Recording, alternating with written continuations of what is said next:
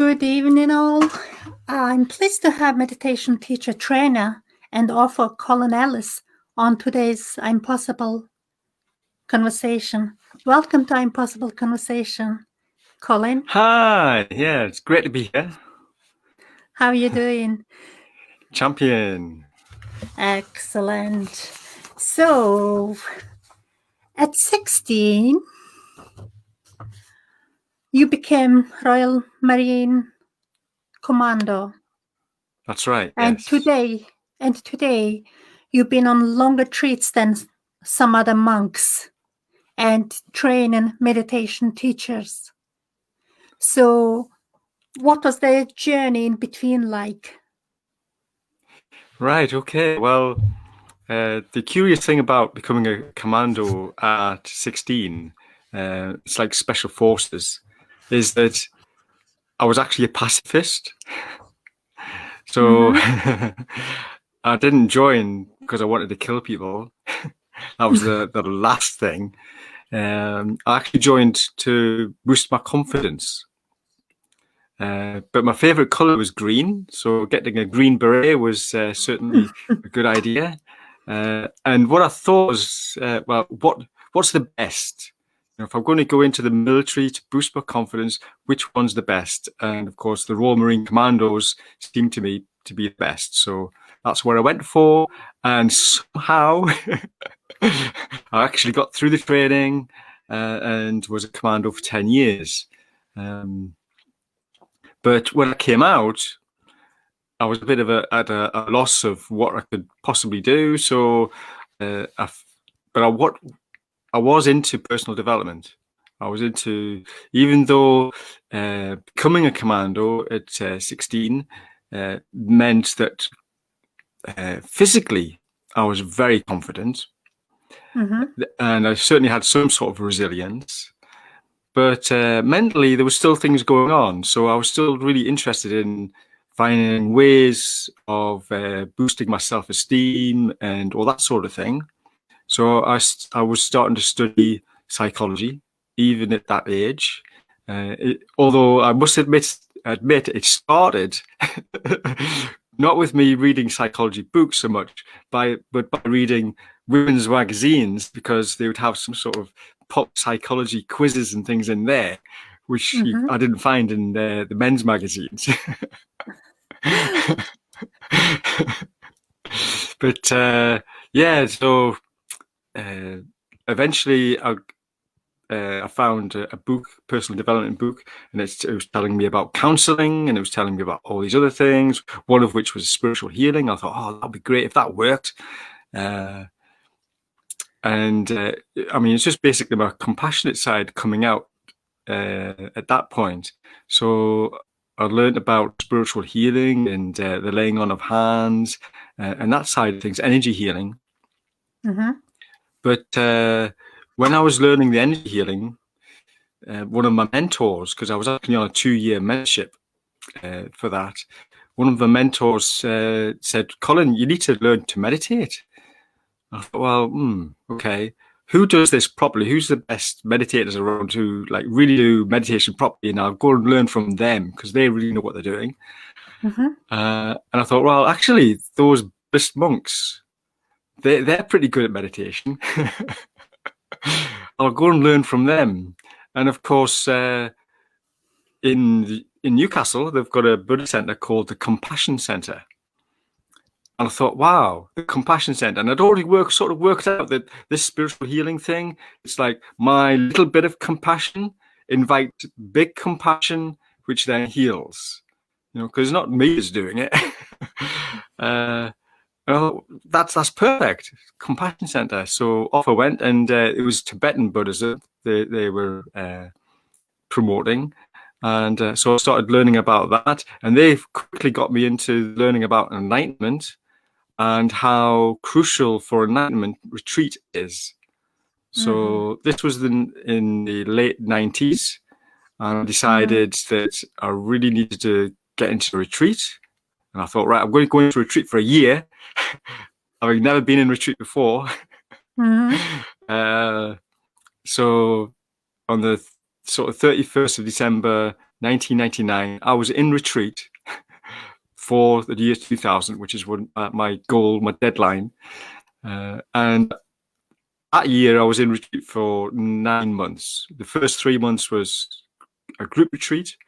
It was on purification. And then straight after that, I stayed for another 6 months in solitary. Okay. Most of it was solitary. The last few weeks was reintegration, so I was doing a bit of working retreat. But the only reason I came out was because I was not well. And the monk says, "Oh, you go away, have a rest, come back next year," which I did. Yeah. Is it?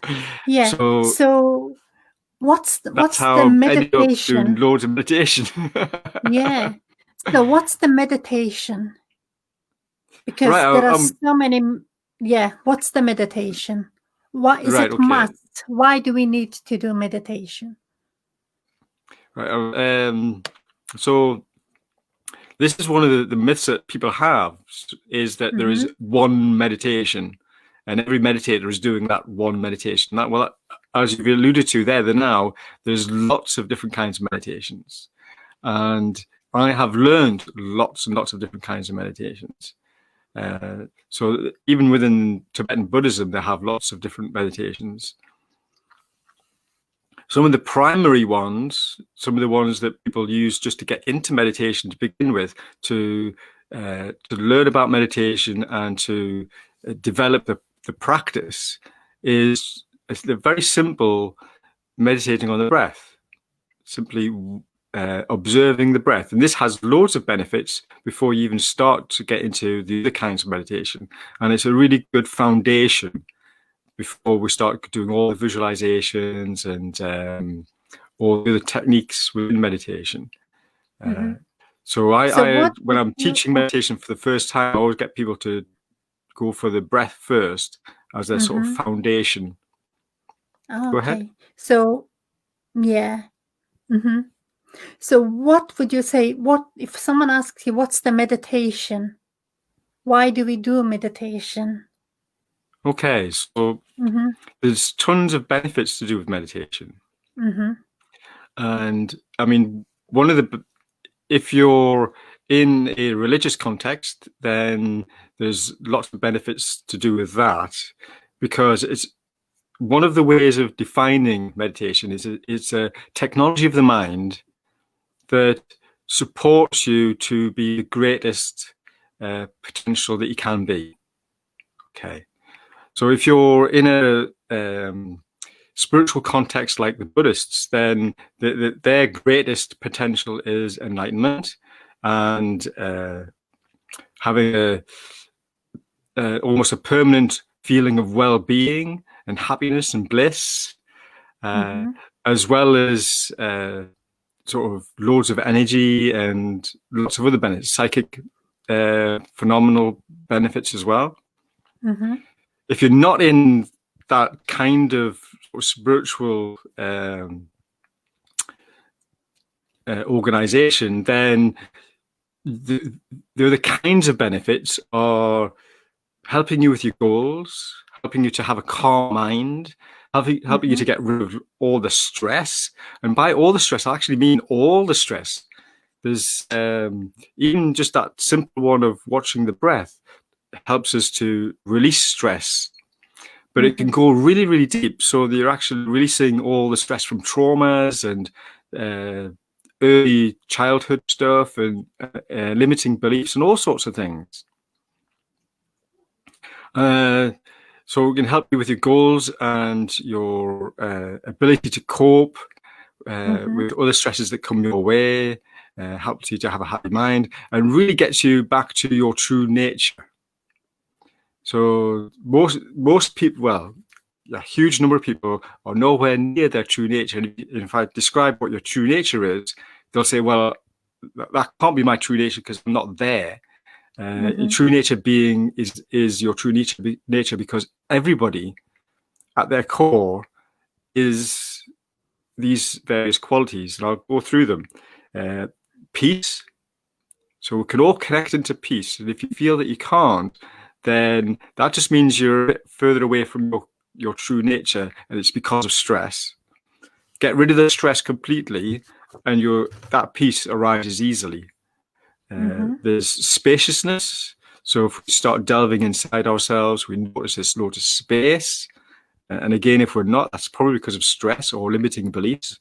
There's a feeling of well-being and contentment, and that can become joy and happiness and pleasant feelings and bliss, depending on how deeply you're doing a meditation, how connected you are with your true nature.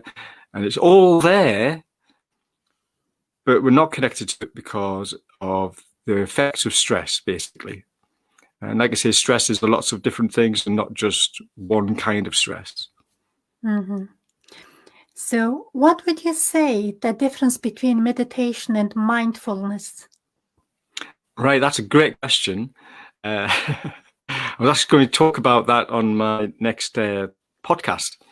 And because people do get them mixed up and think they're the same thing. So mindfulness is said to be noticing on purpose, intending to notice.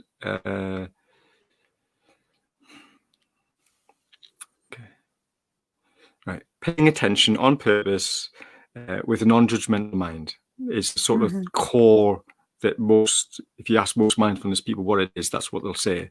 Now, I personally drop the non-judgmental, because people, as soon as they try mindfulness, first thing they notice is that their mind has opinions, and therefore they say, "Well, I can't do mindfulness because my mind's having opinions." But actually, you're still starting your mindfulness practice, even though what you're noticing is judgment.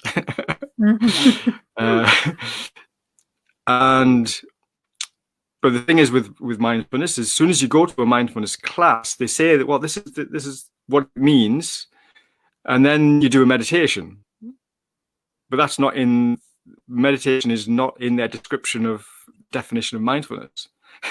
And then you start doing other things as well that are not within the definition. So they use meditation to help us to develop this mindfulness. So mindfulness being able to pay attention on purpose, non-judgmentally. And because within meditation, mindfulness is one of the core components, but it's not the only core component. So if you're meditating just on the breath, for instance, you're definitely using mindfulness, and you can emphasize that noticing or paying attention to the breath, the sensations, the feelings that you have, any thoughts that you have, just widening your consciousness, which is what mindfulness is all about. Having greater consciousness, bringing greater consciousness to bear on what you're paying attention to, which is a real skill that we can develop. And when we develop it, we actually have greater focus in life as well. So this is part of the reason why I didn't say, I didn't come down to these specifics of meditation, because it depends on what kind of meditation you're doing and what you're emphasizing. There's a whole group of other little or big benefits depending on which meditation you're doing. But for mindfulness, definitely more focus and being able to pay attention and more consciousness. Now, in meditation, that's one of the core components of meditation. There's other two components are relaxation, or what I called relaxed absorption. And so we're relaxing, and this comes naturally when you start focusing on the breath. You don't really have to try hard for it. But it is really good actually to incorporate a little bit of deliberate relaxation at the beginning of a meditation, and that enhances that whole part. So you can focus focus your meditation on that part of your meditation practice, on the relaxation and absorption part. And the the other component, third component of every meditation is directed attention. So you're actually directing your attention at something. Okay. And in the case of meditating on the breath, you're directing your attention at the breath. And all these three together makes after a while, you start finding that it becomes easier and easier and easier just to stay with the breath. Because at first you get distracted, but actually that's part of the meditation. And you just bring your mind back, bring your attention back. But it's a skill, because you do get better and better at just being able to hold the breath in your awareness and stay there, and it sort of becomes sticky after a while, so that then it's actually easier just to stay with it rather than follow distractions. So then meditation and visualization. Sorry, I didn't hear a question. Related? It's kind of, yeah. The meditation and visualization, is it related? Yes. Can you visualize without meditating? You can meditate without visualizing. Yes, definitely. Yeah, can do meditate without visualization, but can you visualize without meditating? Right. Okay. I haven't really analyzed that particularly, because I've said that the three core components are guided attention, relaxed absorption, and what I call mindful awareness, rather than just mindfulness, because mindfulness is bigger. We've already said it includes lots of things. But then there are other components of meditation that are not part of the core, and visualization is one of them. Another one is mantra. So these are different technologies that are within meditation and part of meditation, but they're not the core. So you can do a mantra without doing a visualization, but you can't do a mantra without those three core components. It's sort of built in, and it's the same with visualization as well. And I would say that visualization and meditation are basically the same thing. Now, the reason I hesitate is because another word for visualization is using your imagination. Because a lot of people think that visualization, you've got to you actually have a 3D movie in your head to say that it's visualization, and that's partly because you're seeing things. But actually, you can do visualization without seeing anything. And then, but if we say that visualization is meditation and meditation is visualization, but visualization is just using your imagination, then that means every time you use your imagination, you're meditating, and that's not correct. Yeah. So it's looking at them from different angles and understanding. Yeah, exactly. Yeah. So could you tell us about how long have you been practicing? Because you mentioned about going for 9 months retreat. That's very, very long time. And you didn't do it once, you've done twice. Yeah. So I started in 1998. So that's 21, 22 years that I've been meditating, and I've done about 3 years of that in retreat. Not all in one, 9 months plus 9 months plus other months. And then I've just recently done another 3 months this year. So yeah, and it was after about 10 years. I've been meditating, 20 odd, but it was only after 10 years and after doing maybe a couple of years worth of retreat that I decided, okay, I know enough now to be able to teach meditation. And the 10 years hence, I'm now able to teach or mentor meditation teachers.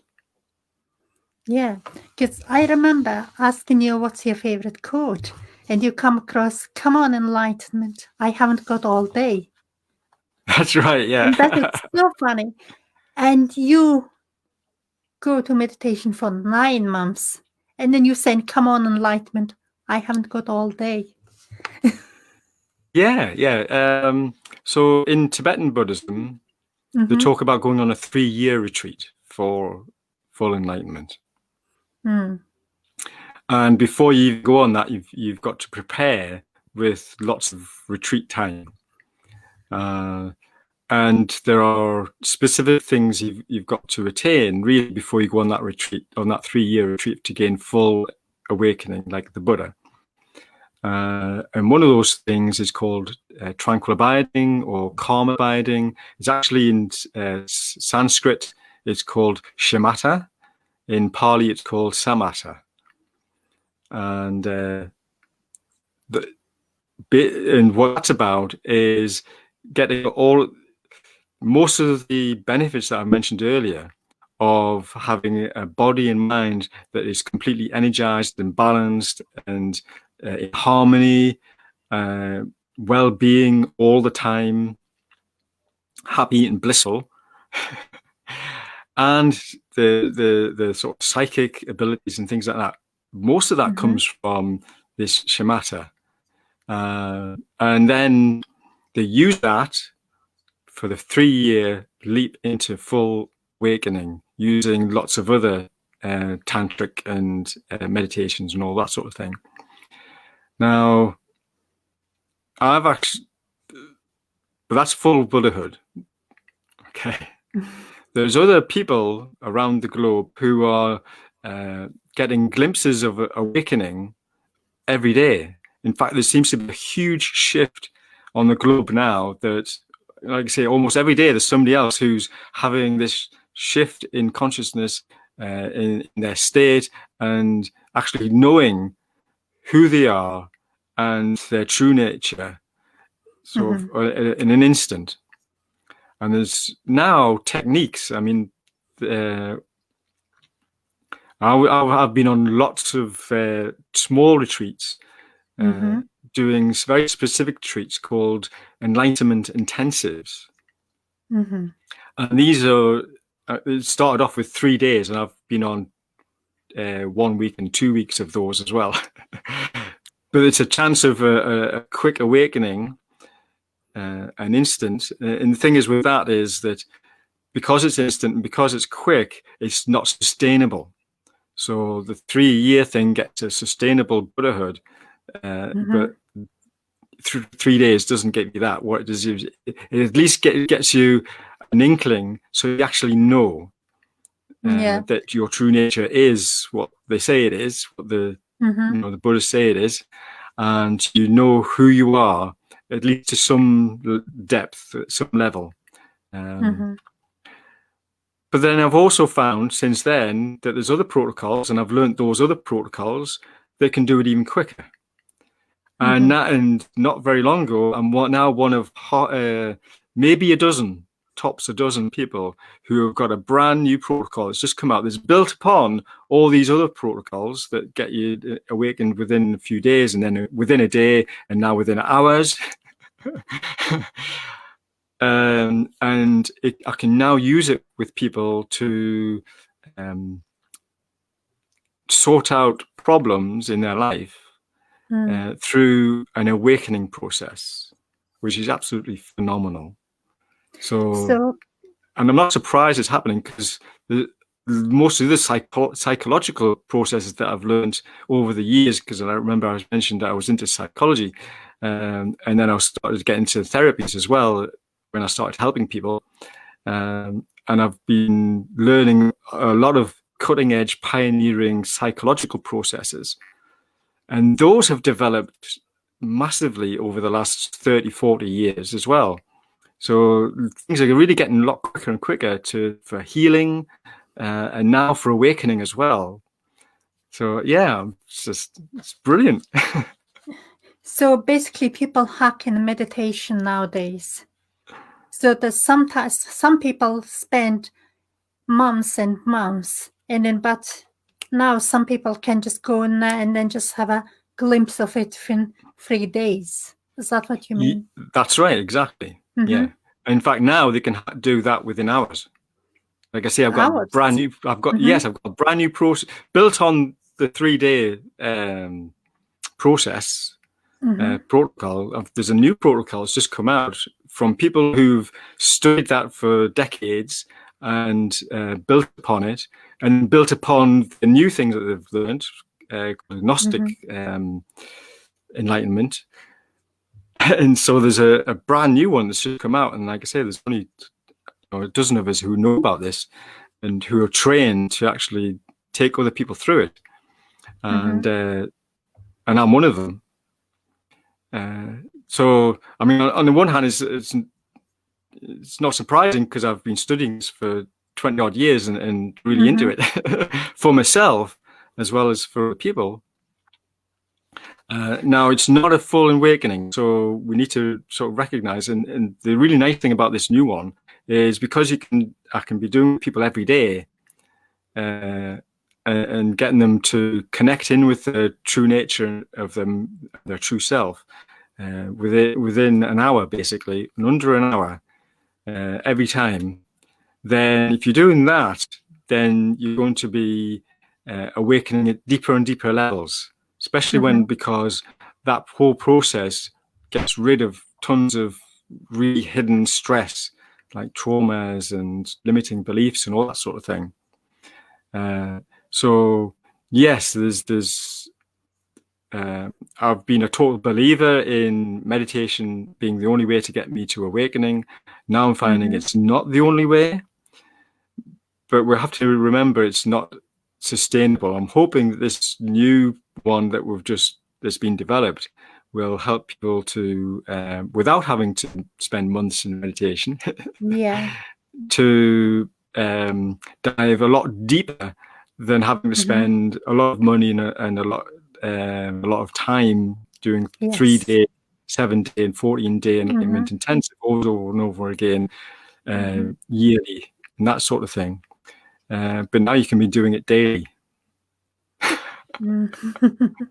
So, Colin, what's the enlightenment? Right. Okay. Excellent question, because a lot of people have different views on what enlightenment is, and this is part of the confusion that's out there.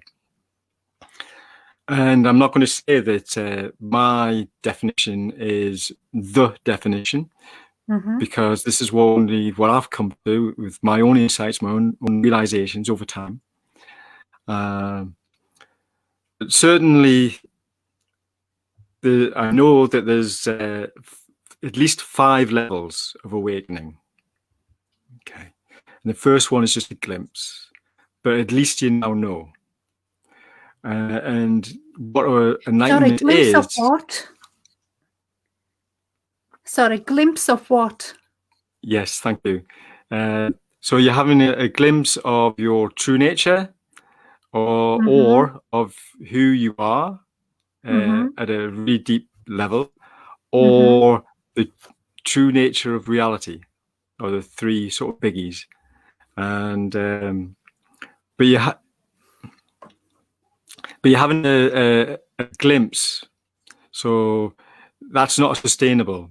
At least you know, because the part of the definition of enlightenment is that you know something that other people don't. So, and I know that's a bit wishy-washy, because and I know this because the biggest thing that gets in the way of enlightenment is a thing called ignorance.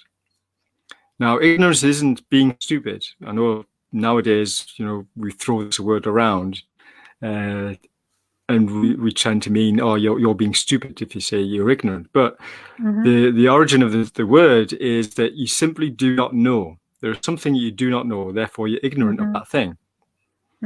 And people do not know who they truly are. They do not know the nature of reality as it truly is, and do not know their true nature. It's as if it's hidden from them. It's only hidden really from them through stress at a particular level. And so you get a glimpse of that, but it's not sustainable at the first level of awakening. Now, the highest level of awakening, this is a fully fledged Buddha. So a fully fledged Buddha, and like I said, there's actually different definitions depending on who you talk to. But they are completely connected with their true nature all the time, completely connected with their true self all the time. And by their true self, there's different levels of that. So the deeper level is they know that who their true self is everyone and everything. They're infinite. And it's sustainable. And they know the ultimate nature of reality. And one of the analogies that they use is it's a bit like a dream. You know, you may have heard them say, "Oh, it's like an illusion." It's reality is like an illusion. Well, one way of thinking about that is to say it's a bit like a dream. So a Buddha would be somebody who knows that they're in this dream. They're lucid. They're having a lucid dream. And because they're having a lucid dream, then all sorts of things that we think are actually real and solid, they know that they're not. So it's a knowing that they have, but it's not an intellectual knowing. So, for instance, I'm looking at this computer, and my body and mind assumes that this computer is solid. If I was a Buddha and fully awakened, I would know completely this computer and everything else around me is made up by my mind, like in a dream. And therefore, it's not solid at all. It's just an appearance in my mind, like a dream. Yes, exactly. And because of that, they also have psychic abilities. They're also able to fly and all that sort of thing, whether that's astral projection or whatever. So there's no limitations really to the miracles that they can manifest. Now, that becomes a bit sort of dodgy, because then we say, well, wait a second, if they're able to do all sorts of miracles and they have compassion for every being, because they know that it's all a dream, but they also know that all these other people don't know it's a dream. And they're suffering through their stress, and they're not connected to their true nature or anything. Then why don't they do something miraculous and just lift us all out of our suffering, heal everybody just in an instant? Well, that denies our will. We all have our self sovereignty. So they can't do that.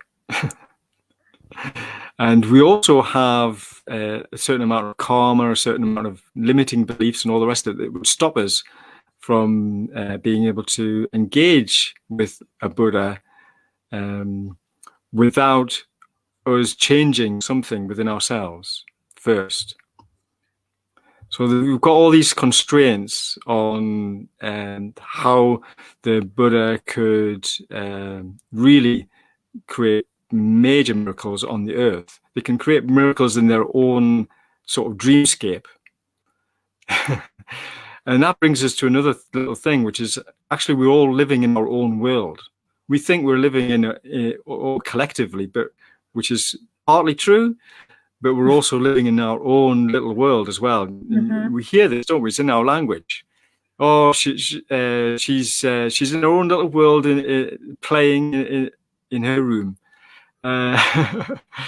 And even when we interact, we all see exactly the same things, but from different perspectives.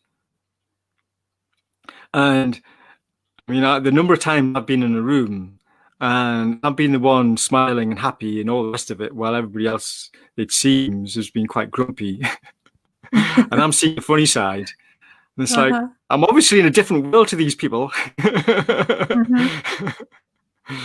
And it's the same for everybody. It's not like, oh, the grumpy people are all in the same world. They're all in their own world, but they're connected into a grumpy or whatever, and angry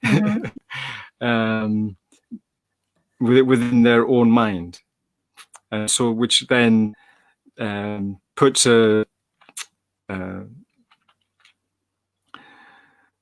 it's like they're looking through different shades of glass through the glasses. You know, they've got yeah. Yeah, I see what you mean. So you mentioned true self, finding our true self quite a lot. Yeah. Do you think true self for every individual are completely different? Or as a human, when we dig deep, it's going to be same for us all? Okay. The latter. So a little bit like the true nature. We all connect into peace. We all connect into happy feelings, pleasant feelings. We all connect into spaciousness. And then there's also sort of love in there as well, which might start off with just a bit of appreciation. I've sort of cottoned on to this appreciation thing is a route to connecting with deeper levels of love.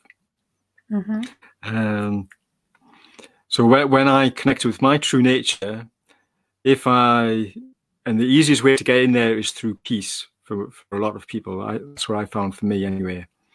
You notice the peace, then notice that, oh, well, actually, there's a lot of space in there. And actually, I'm feeling quite content. And if you dive into it a bit further, but then if you say, I appreciate this, that's when the sort of love just comes in, you know, and you can really feel it then. But it's a bit like a diamond. They're all facets of the same thing. And it's the same with the true self. You can easily go from there to connect with the true self. And this is a process that I've created, and I'm sure people have as well. But you dive into the piece, you start noticing other facets of the piece, and then from there, it's an easy jump to realizing who you are, at least one level. And that sort of just dives really, really deep. And if you start following that, then you may find that you're starting to connect into everything else. And that's the same for everybody. Now, there is a caveat here in that it might be the same in words. It's not the same one for everybody. My diamond is my diamond. Your diamond is your diamond. It's your peace, your spaciousness, your love. And even when you're connected to everything, it's still yours and mine's still mine.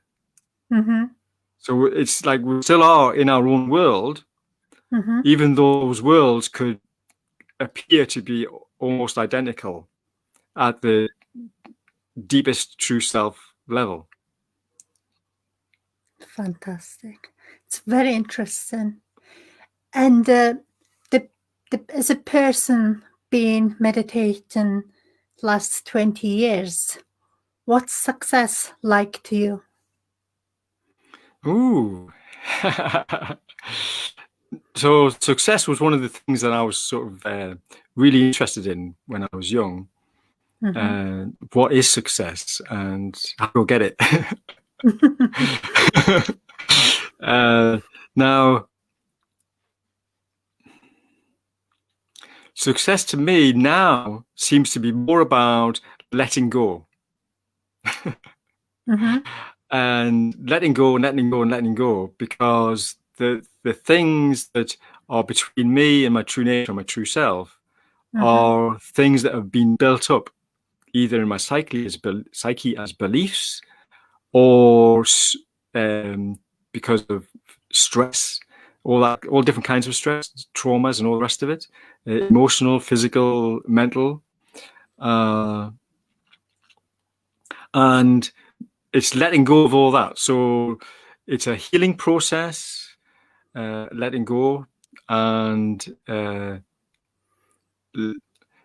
thing with the meditation and with this new protocol is this is exactly what they both do. They help me to let go of more and more and more. And the more I let go, the more insight I get.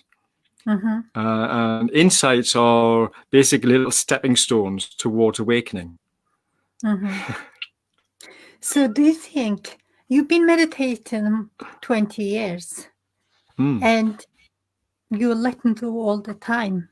It's the more to let no, go. No. I never said that. I never said I've been doing that for 20 years.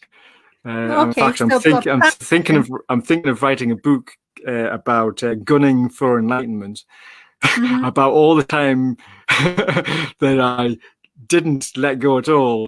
I mean, that quote is a bit like that. It's like, come on, I haven't got all day. Part of that is that I haven't been waiting. I haven't been relaxing and letting go. I've been trying to meditate like a commando. And I can tell you right now that if you try and meditate like a commando, what you're going to do is going to mess up your energy systems and you're not going to be able to meditate.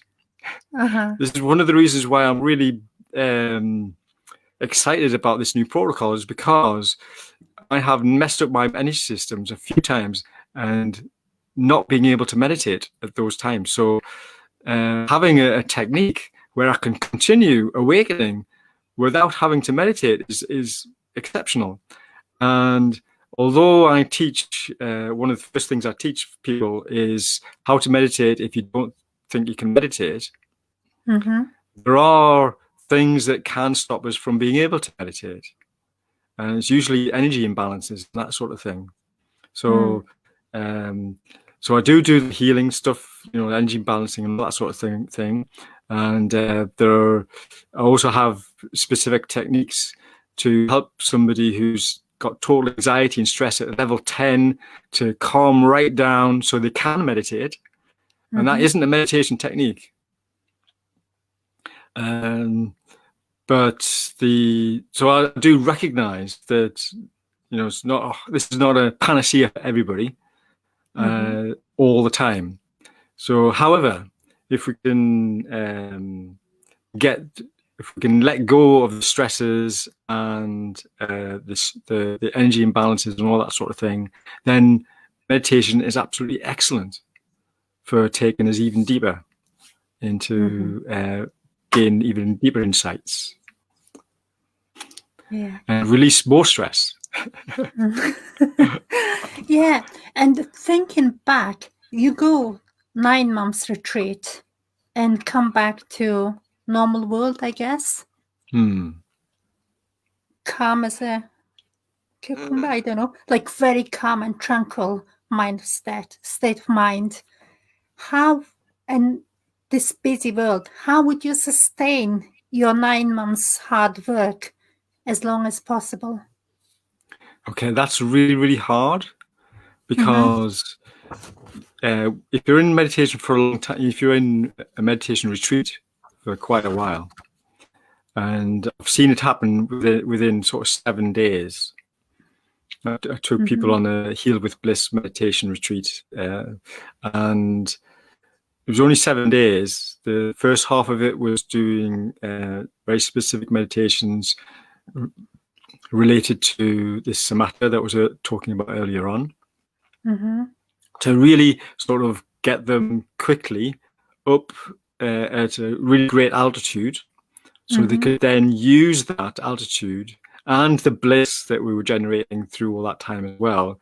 And it's very specific techniques that you can use to generate more and more bliss as you go to then heal the body and the mind and the emotions. And but at the end of just 7 days, the participants were finding it really hard when we got into the reintegration part, and I took them down to a pub. It was a country pub. There was hardly anybody there, but it was it's noisy. It's and they really felt it. And if you've been to retreat for months, then you really need, a good period of time where you're going to be reintegrating and slowly getting back into reality, normality. Yeah. And part of that is desensitization, because your hearing becomes a lot more acute, your body is more sensitive to things, you can feel more, things are brighter. And this is all part of sort of de-stressing and reconnecting with your true nature and things. Your whole system is more attuned. The problem with that, of course, is you come back into town, to Newcastle or something, and there's bright lights and people are shouting and horns going and fumes and all this sort of stuff. So it's actually really hard. I mean, I remember the first time I went to town after the first long retreat, it was like everybody's grey. So like, busy, everyone. Yeah. So it can be quite hard. So you need to come out of retreat steadily and that sort of thing. And it's actually really hard it's not too hard to right at the beginning to keep, because you've got so much momentum, but to keep that momentum in daily life is quite hard. You're going from 6, 7, 8 meditations a day down to maybe 1 or 2. And then, but you do desensitize. And if you're able to keep your meditation practice going, then it will be sustained for a long time. And I found that after my long retreat, when I sat down to meditate, I was really into it almost straight away. So you gain a lot, you do lose quite a bit, but it doesn't go all the way back to the beginning. You keep a good level of sustainable absorption and focus and all this sort of thing at a far higher level than you would have if you just potted around on a daily basis trying to meditate like I did. And of course, trying to meditate doesn't make meditation work any better. You've got to allow it to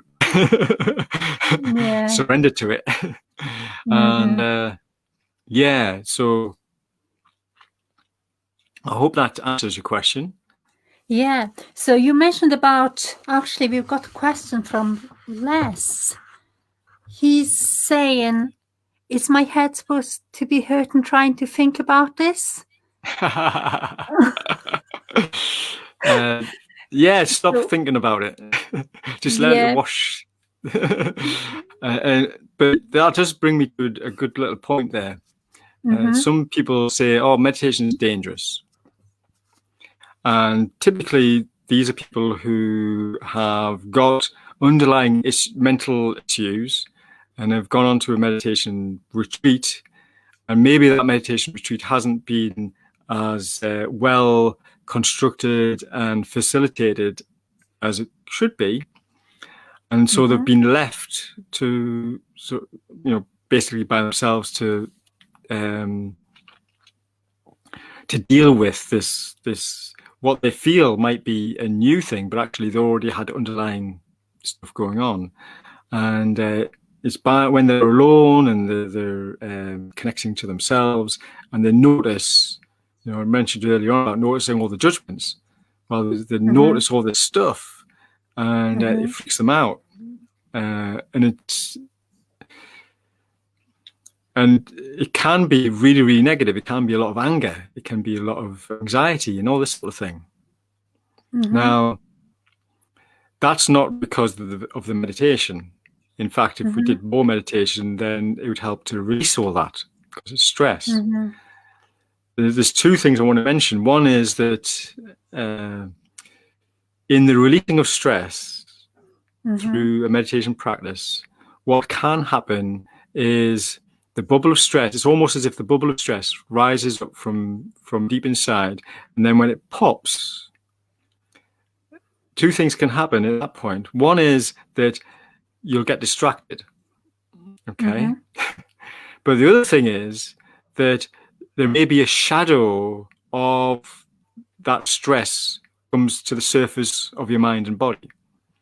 So I've had people come to a meditation class and they've got itchy all over the body while they're meditating, and really, really hot and things like that. And it's actually a release of stress. And we know that because straight after the meditation, it all disappears. And it might happen 2 or 3 times when they're trying to meditate, but then it's gone forever. It's as if all those bubbles of stress have come up, released, and it's gone. And different things can happen to different people. So don't expect that to happen to you or anybody you know. Yeah. That was a bit of an extreme, but it shows that lots and lots. And one of the things that happens a lot is we have an energy imbalance in our throat, and meditation gets us to need to cough, which is quite embarrassing if you're in a group. And that is another release. So, but the thing is not to run away from meditation, but to do more meditation so you can release more, so you get past it and beyond it. So that's one thing I wanted to mention. The other thing is that I've got to remember it.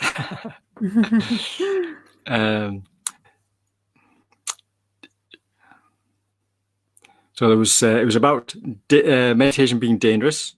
I mentioned the release of stress. It feels like there's stuff happening when it's not really. It's like a shadow. I've mentioned the psychology stuff. Okay. There was something else that may appear. Ah, yes. During a meditation practice, there's typically people start and they start noticing that they've got all these things happening in their mind. They go, oh my goodness, I've got all this happening in my mind. It's like really bad. But then they continue meditating and it seems to release and their mind gets calmer. And they go, oh, good. Oh, yeah. I'm getting somewhere with this meditation. And then, of course, what happens is that the mind gets really busy again. And it's like, gosh, like my mind is just full of stuff again. I've gone back to the beginning. I thought I was progressing and I'm not. But actually what's happened is all that other stuff was there before, but we just didn't notice it. There was actually 10 times more than the first time we noticed, but we just didn't notice all that other stuff. And we've calmed our mind down. So now we're noticing the stuff behind that. It's like a new layer. It's like a new layer of mental chatter that we didn't even notice before, even though we're starting to calm our mind down. Now we're noticing that as well. Yay! So again, it's a case of continuing to get past that layer. And there may be several layers of noticing deeper and deeper stuff in your mind. And some of it's not happy. So this is like a myth that people have about meditation, is that it's got to make you happy. And it does, especially over a period of time. But sometimes you're going to be not left with. Sometimes you will dive into the meditation and it'll bring up stuff that needs to be released. It's part of the stress release. So when stuff comes to your mind, you just let it go, and then another layer will come and let it go, and then some of them repeatedly come up, and then you just keep trying and doing. Right. Yeah.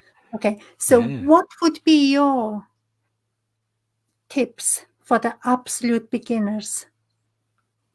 The meditation. Well, don't do what I do. Oh, yeah. I've just remembered now. Yeah. The reason I talked about the dangers was because somebody had mentioned headaches. Oh, yes. Let's mention and so this is the same thing. Okay. My number one tip is not to try too hard. Okay. And the reason why you don't want to try too hard is because there is a danger with meditation. And it's not, what it is basically not doing your meditation. What it is you trying to do meditation. And as soon as if you try too hard, then there's the potential of having an energy imbalance. And one of the symptoms of that energy imbalance is a headache. So if you start having a tight band around you feel like a tight band around your head while you're meditating, that'll be because you're trying too hard. So and you're giving yourself a headache. You're giving your creating an energy imbalance. What's that? Go ahead. Energy imbalance, what's that? Okay, so I know that's a generic term, and usually it relates to the chakras. So, so you've got a chakra here, you've got a chakra here at the throat. So I've mentioned energy imbalance there as well. You've got chakra at the heart, and the one that happened to me, the first one that happened to me after the second retreat, the long retreat. I had an energy imbalance at the heart, and this is why I know a lot about this as well, because it happened to me. I know a lot about everything you can do wrong with meditation because I've done it. And one of them was trying too hard with a complex object of meditation. So we talked about visualizations before. And one of the reasons I don't dive straight into visualizations is because people try too hard to hold that visualization. And that's an easy way of getting an energy imbalance. Okay. So that's why I don't teach that straight away. I want people to learn how to meditate first in a relaxed way, learn, about all the ways of enhancing that. And then we go into using, so you're using the three core components in a really relaxed way, one of which is, relaxed absorption. And then bring in things like visualizations from there and not trying to make it, trying too hard and then messing up with your energy systems like I did. And with the heart, it was like a bit like a knife in your chest. It's like sharp. Oh, you could say, well, I should have had checked out for a heart attack or something. Because it was there, but then it stayed for a long time as well. And that helped me to have anxiety, chronic anxiety and depression. Okay. And I wasn't able to meditate anymore for years. Right. So it can be quite serious. Like I said, I was gunning for enlightenment at that time. I was really, I was trying to meditate like a commando, trying to get this enlightenment thing, and really going for it. And that's what happened. So that is a danger. Don't do that. Relax, surrender, allow it to do its stuff. Come naturally. And nowadays, I talk about meditation not as a training, but as a process. Okay. So you're not training, it's not linear, you're not trying to get somewhere with it. You're using it as a process, and by using that process of meditation, you will get there. Yeah. So let's say we'll give children in a dark room for a while when we're finished. Is that the right approach? Sorry, say that again? The comment says, we'll give children in a dark room for a while when we are finished. Is that the right approach? Like he's going to sit down in a dark room and that's great.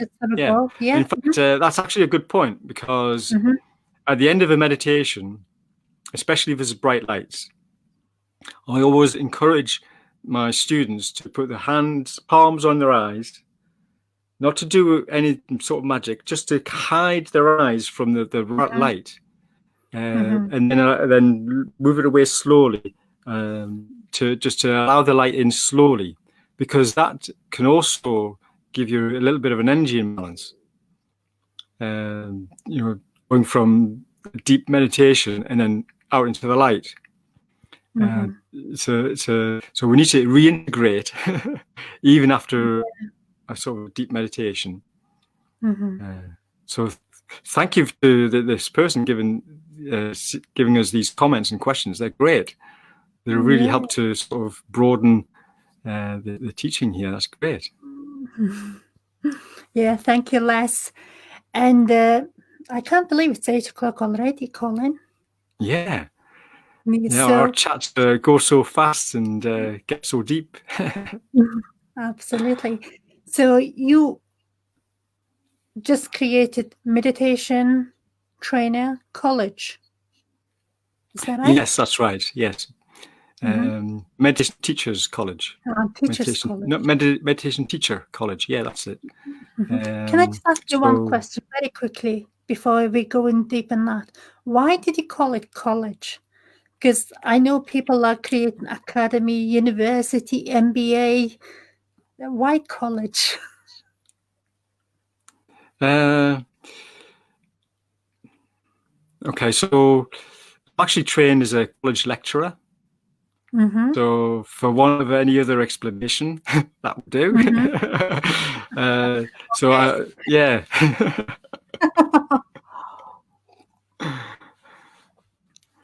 Yeah. So what's going to happen in your meditation teacher college? Okay, so I'm going to be taking people. For meditation teachers only, or can this is for aspiring. This is for aspiring meditation teachers. It's not for people who are complete beginners in meditation, because they haven't even learned what meditation is.